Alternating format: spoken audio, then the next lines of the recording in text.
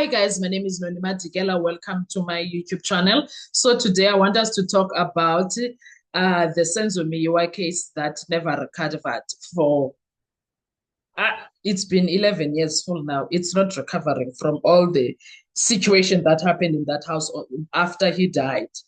2014, in 26 October 2014. The meetings that happened, it never recovered from that. Instead, it keeps going worse. It keeps going worse.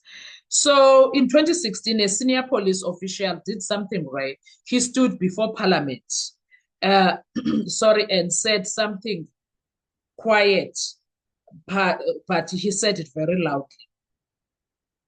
The investigation into the murder of Senzo Meyiwa, he warned, may have been compromised from the very beginning. And that beginning, was 2014.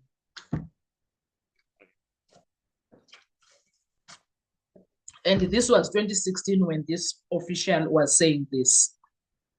It was not delayed, it was not slow, it was compromised.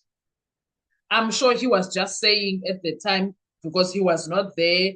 I believe he was not in Gauteng because he was working in the Western Cape and then moved to KZN. And then that official was General, was he a general? I think General Jula. Yes, I think he spoke about this in Parliament back in 2016. Nearly now a decade later, as new testimony unfolds in court involving alleged hits, cash payments, and confessions, one question refuses to disappear, though. Are we finally moving towards the truth, or are we witnessing a carefully managed redirection? That is the question that we have now. And currently, we have Phahlane saying a lot of things in Parliament. Currently, Phahlane warned a lot of people about a lot of things without being asked by us, the public, because we had a lot of questions. Now, he told Parliament that the crime scene may have been cleaned before it in fact, that's something that we know, that it was cleaned before it was properly secured.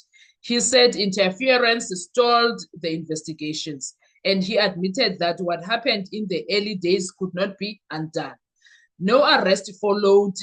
No arrest followed in proper arrest, let's say, because Zamoko Hlembata was arrested and Zamoko Hlembata was not the right candidate, was not the right suspect, you know. And he also, Phahlane now touches on no arrest followed after that. No disciplinary process was concluded publicly. No forensic research occurred. Instead, silence, which is true. There was silence. For years, the Senzo Meyiwa case did not just go cold. It went unexamined. They kept changing. Every time the public will go, it was silence in the subs department side, but the public every year made sure they spoke about the Senzo Meyiwa matter. They wanted answers. And in criminal investigations, what you don't examine becomes the foundation of everything that follows. A case rebuilt years later. Fast forward several years later, a new investigative phase emerges. New suspects are arrested. A new narrative is introduced. In fact, in Judge Rata's court, there are so many narratives. Initially, there was robbery gone wrong. And then there was what? There was a hit, ne? Then it was said to be a hit. People were brought to analyze Senzo Meyiwa. So it's a lot. At the center of that phase is Brigadier Bongani Geninda. Geninda tells the court a detailed story. You know him, he's a storyteller, guys. An alleged contract killing, cash payments, instructions passed through intermediaries, and coordinated plot to assassinate Senzo Meyiwa. On paper, it sounds decisive, but here is the problem no one can ignore. The version of events is built years after the alleged crime scene contamination. Phahlane speaks about that. So the question becomes unavoidable. If this evidence discovered, where, how?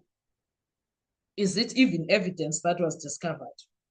Or is it reconstructed? And then we have the accused people pushing back.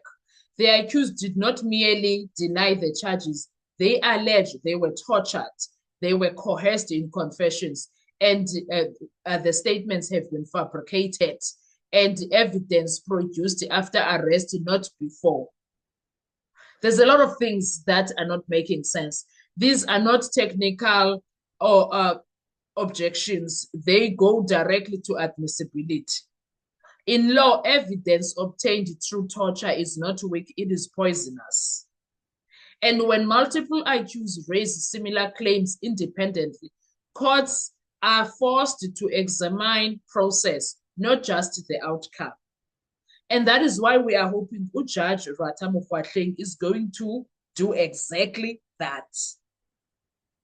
But hey, this is Judge Lwatha Mokgoatlheng, usibonise imihlola ke sana.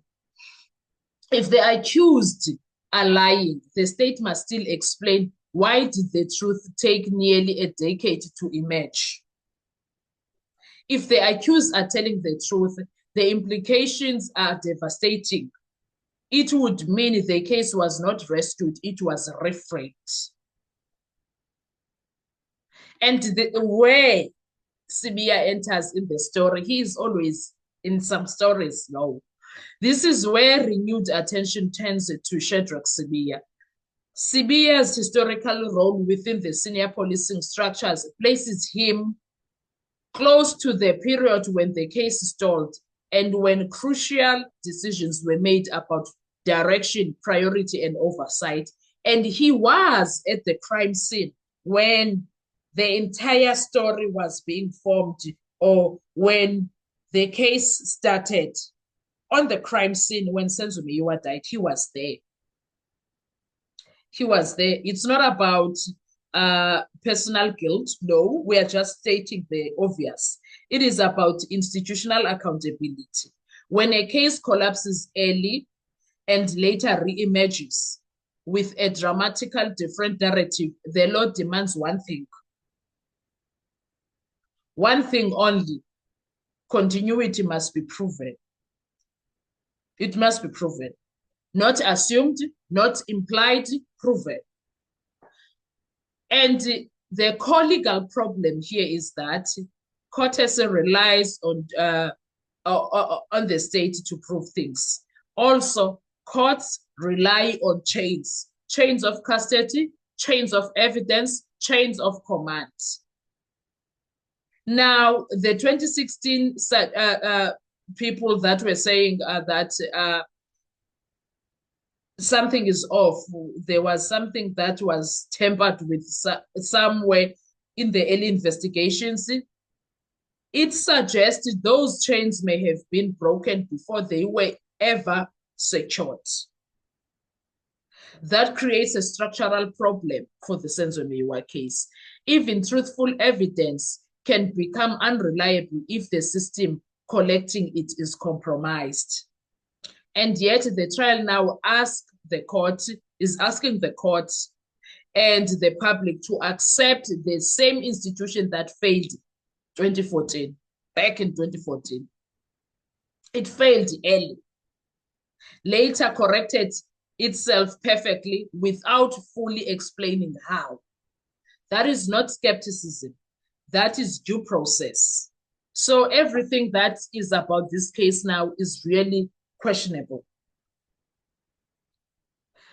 Now we are looking at perhaps smoke or the missing key, because now Phahlane comes with revelations that one I do.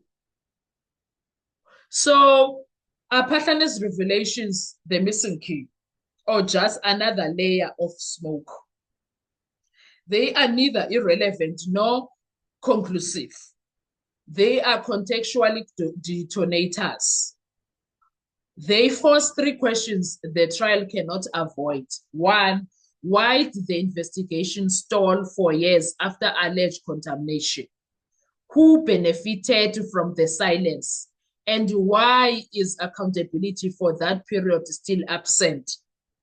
Because no one is talking about it. All other investigations and everything that happened, no one is talking about that. We are being forced to accept what Gininda is bringing into the light. Until those questions are addressed transparently, every confession, every payment narrative, every motive theory remains under a cloud because something is very off here. Something is very, very off here. The trial is no longer only about who pulled the trigger. It is about whether South Africa's justice system can confront its own failures openly, honestly, and without fear or favor. Because justice is not only about verdicts. It is about whether the truth survives the system meant to protect it. And until the early collapse of the Senzo Meyiwa murder trial or investigation is fully investigated or examined, not brushed aside, the case will remain unresolved, not legally, not normally, or not morally, and not in the eyes of the public. We will always have questions as South Africans. We will always question everything about the Senzo Meyiwa case. Justice delayed is painful. Justice redirected is dangerous. And justice built on compromised ground can never stand. It can't. So, guys, what are your thoughts when it comes to this? Let's talk in the comment section. I want to hear your views. I want to hear your 2 cents opinions like mine. What do you think is going on here? I'll see you on our next video. Thank you so much. Enjoy your day. Bye-bye.